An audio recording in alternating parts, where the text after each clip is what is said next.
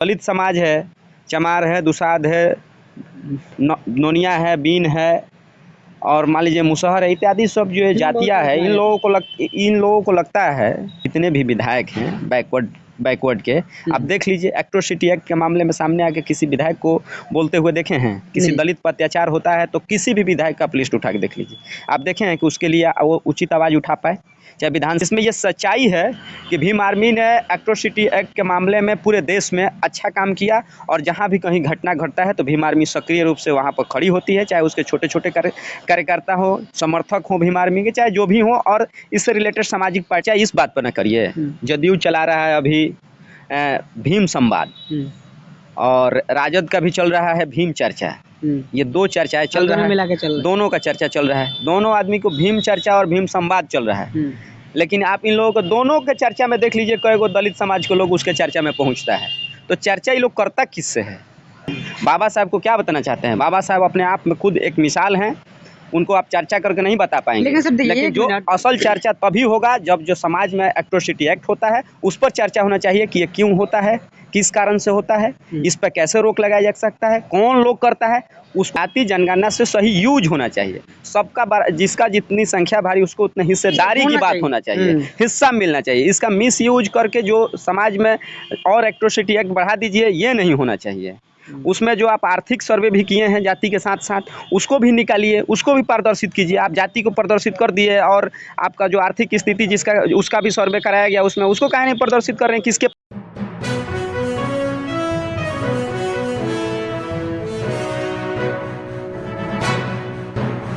नमस्कार साथियों, मैं रजनीश भारती, आप देखना शुरू कर दिए महानायक टीवी न्यूज। साथियों, अभी हमारे साथ में सोशल एक्टिविस्ट अमित मेहरा जी हमारे साथ में जुड़े हुए हैं, तो इनसे कुछ खास मुद्दे पर हम बातचीत करते हैं। तो सर, स्वागत है महानायक टीवी न्यूज पर आपका। स्वागत है आपको भी। चलिए सर, बिहार में जब बैकवर्ड की सरकार बनता है तो यहाँ पर एट्रोसिटी का मामला क्यों बढ़ जाता है? मैंने बैकवर्ड में मैंने किसका सरकार, राजद का कि जदयू का? दोनों में जाए, दोनों। आज देख, राजद का जब सरकार बनता है तो आप तो जानते हैं बढ़िया से कि किस प्रकार से यहाँ पे एट्रोसिटी का मामला बढ़ा था।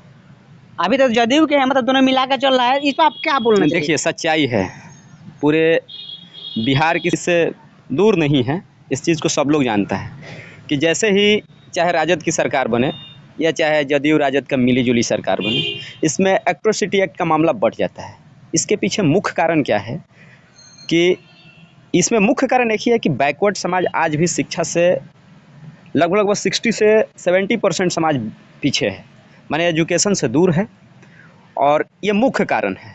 सत्ता में आना उसको लगता है कि हमारी सरकार आ गई, अब हम कुछ भी कर सकते हैं। कुछ भी का मतलब हो जाता है, उसको लगता है कि जो दलित समाज है, चमार है, दुसाध है, नोनिया है, बीन है और मान लीजिए मुसहर है, इत्यादि सब जो जातियाँ है, इन लोगों को लगता है जो राजद के सरकार वाले को जो मुख्य जातिगत सपोर्टर जो लोग हैं, चाहे जदयू के जो जातिगत सपोर्टर जो लोग हैं, वही लोग ज़्यादातर दलितों पे, कमज़ोर तबके पर एट्रोसिटी एक्ट करते हैं।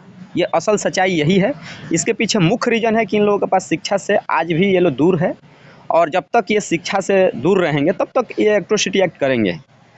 ये सच्चाई है। इसलिए और पार्टी बड़े पैमाने पर इसके लिए कोई ठोस कदम और ठोस पहल नहीं उठाती है। इसके पीछे मुख्य कारण है कि उसका वोट बैंक खराब हो जाएगा, क्योंकि वो उसका जो जातिगत वोट है वो उससे नाराज ना हो जाए, इसलिए इस पर वो सवाल नहीं खड़ा करेगी। आप पूरे बिहार में चाहे जितने भी विधायक हैं बैकवर्ड के, आप देख लीजिए एट्रोसिटी एक्ट के मामले में सामने आके किसी विधायक को बोलते हुए देखे हैं? किसी दलित पर अत्याचार होता है तो किसी भी विधायक का आप लिस्ट उठा के देख लीजिए, आप देखें हैं कि उसके लिए वो उचित आवाज़ उठा पाए, चाहे विधानसभा में इसके लिए बोल पाए। बड़े पैमाने पर 2 अप्रैल को इतना बड़ा आंदोलन हुआ तो पार्टी का सपोर्ट आया, अनेक पार्टियों का सपोर्ट आया, लोगों का भी इसमें समर्थन मिला।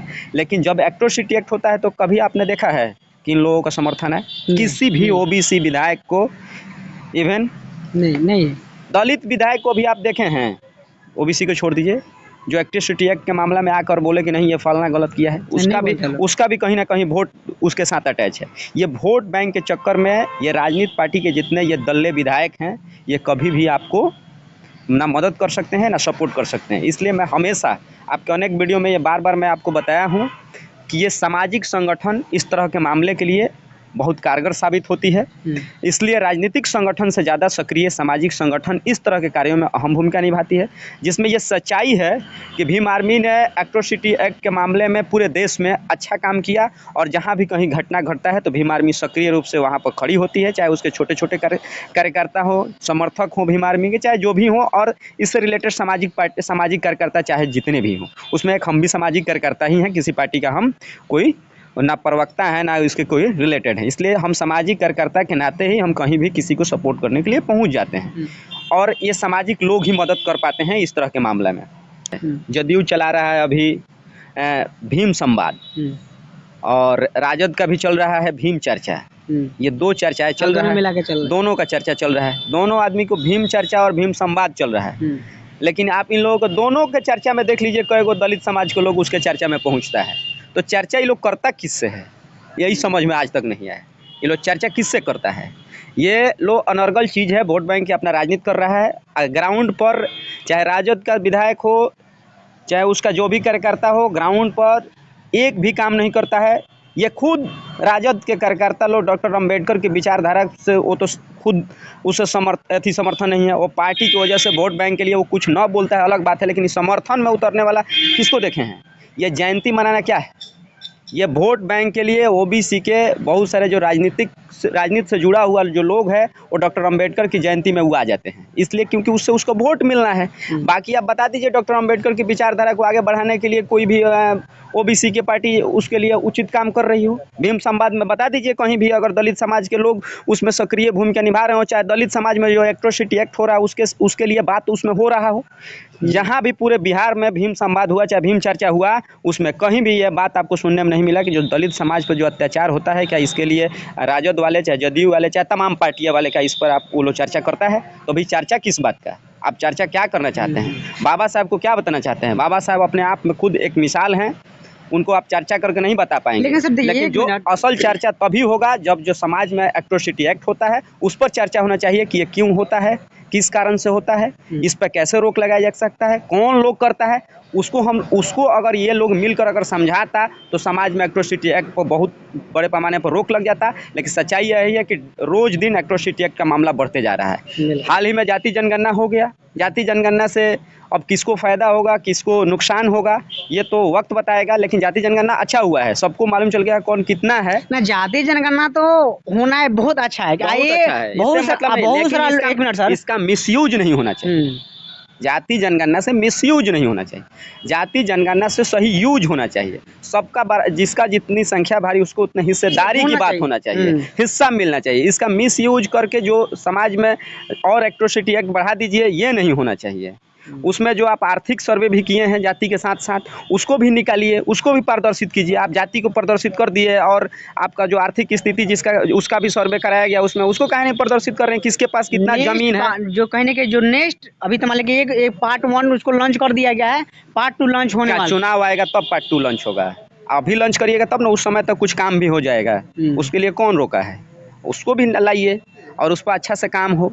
समाज में अत्याचार 4 गुना बढ़ गया है, 2 गुना नहीं 4 गुना बढ़ गया है। इसके लिए एक ही बात है, आप डॉक्टर अंबेडकर के विचार को समझें।